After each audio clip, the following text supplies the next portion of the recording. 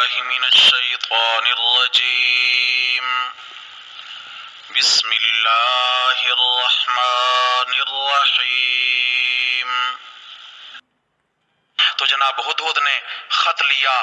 قال سننظر اصدقت ام کنت من الکاذبین. حضرت سلیمان فرماتے ہیں میں تیرا امتحان لینا چاہتا ہوں تو سچ بول رہا ہے یا سچ نہیں بول رہا. اذهب بکتابی ھذا، یہ میرا خط لے جا. فالقہ الیہم، جا کر ڈال دینا ان کی جانب. ثم تول عنہم، پھر وہاں سے سائیڈ پہ ہو کے بیٹھ جانا. فانظر ماذا یرجعون، اور ذرا دیکھتے رہنا کہ وہ کیا مشورہ کرتے ہیں میرا خط پڑھ کر، رائے کیا دیتے ہیں. یہ خط لے جا ذرا. جناب ہدہد خط لے کر چلے. ملک سبا میں پہنچے. دوپہر کا وقت ہے. ملکہ اپنے محل میں آرام کرنے گئی ہیں. تو یہ جناب دیکھتے دیکھتے کہاں سے داخل ہوں. ایک روشن دان سے داخل ہوا. ملکہ کو سوتے پایا اور جا کر اس کے سینے پہ خط رکھ دیا. باہر پہرے دار ہیں، فوج ہے، چوکیدار ہیں. وہاں پہ جناب ہر طرف پہرا ہی پہرا ہے. ملکہ کی جب آنکھ کھلی تو خط اپنے سینے پہ پڑا دیکھا. ہڑبڑا کی اٹھتی ہے، اللہ یہ خط کیسے یہاں تک آ گیا؟ کون لایا؟ جو خط لا سکتا ہے وہ میری جان بھی لے سکتا تھا. آخر یہ خط کیسے آ گیا؟ اس نے خط دیکھا، حیران ہو گئی. فوراً جناب اجلاس بلا لیا اپنے وزراء کا، مشیران کا، اور ان کے سامنے آ کر خط کی حقیقت بیان کرتی ہے. اب ذرا سمجھنا.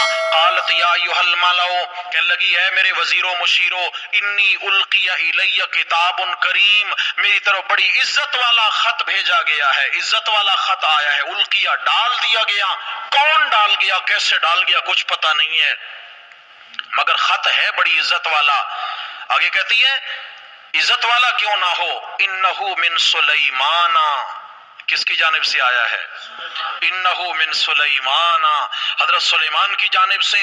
اور خط کا مضمون یہ ہے، توجہ ہے، خط کا مضمون یہ ہے، اندر لکھا ہوا کیا ہے عنوان؟ انہو بسم اللہ الرحمن الرحیم. بات کیا لکھی ہے سلیمان علیہ السلام نے؟ بسم اللہ الرحمن الرحیم، کہ شروع اللہ کے نام سے. اللہ کے نام کے بغیر کسی اور کے نام کی برکت سے کوئی کام شروع کرنے کی اجازت نہیں ہے. اللہ کے نام کی برکت سے کام شروع. کیا مطلب ہے؟ اللہ اپنے تمام اوصاف میں وحدہ لا شریک ہے. بسم اللہ کے اندر گویا پوری دعوت توحید تھی، پوری تبلیغ تھی، پوری دعوت الاسلام. حضرت سلیمان علیہ السلام کا یہ عنوان تھا خط کا. واپس پلٹیے. تو بہرحال ملکہ نے مشورہ کیا، لمبا عنوان ہے. مشیروں نے کہا جی جنگ کرتے، انہوں نے کہا نہیں، جنگ کرنا عقل مندی کی بات نہیں ہے. ہم پہلے ان کی طرف تحفے تحائف بھیجتے ہیں. اگر ان کو ہماری دنیا سے سروکار ہوا تو وہ ہیرے جواہرات کے ذریعے قابو میں آ جائیں گے، اگر نہیں تو پھر جنگ سے کام نہیں چلے گا. ہیرے جواہرات بھیجے.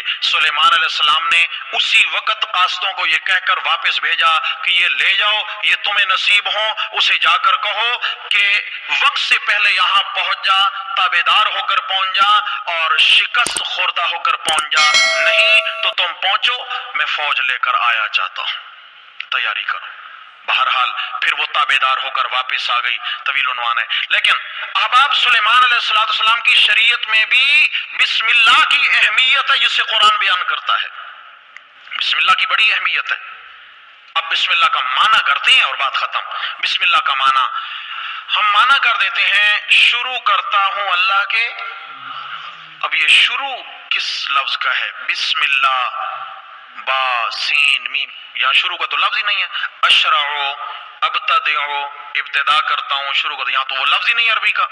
تو علماء نے ایک محذوف فعل یہاں مانا ہے کہ اشرعو بسم اللہ الرحمن الرحیم، میں شروع کرتا ہوں اللہ کے نام کی برکت سے مانا.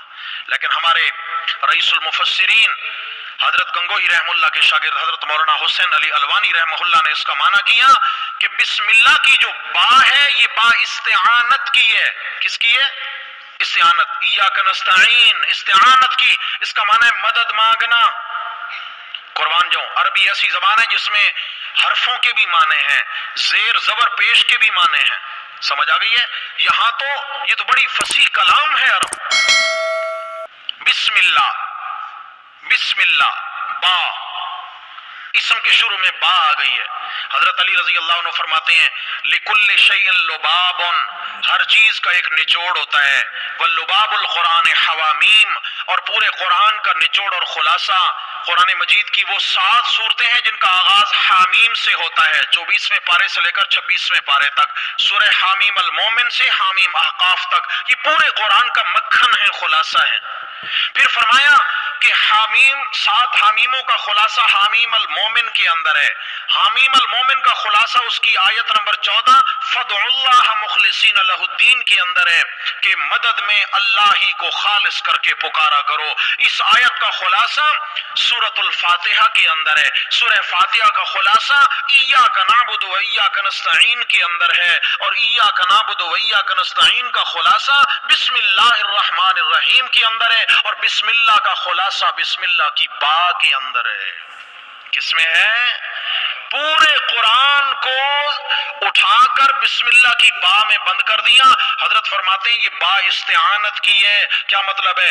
ایاک نستعین استعانت کی ہے بسم اللہ الرحمن الرحیم، استعینوا بسم اللہ الرحمن الرحیم، کوئی بھی کام شروع کرنے لگو تو اس کام کے معاملے میں اللہ کو مدد میں پکار لیا کرو۔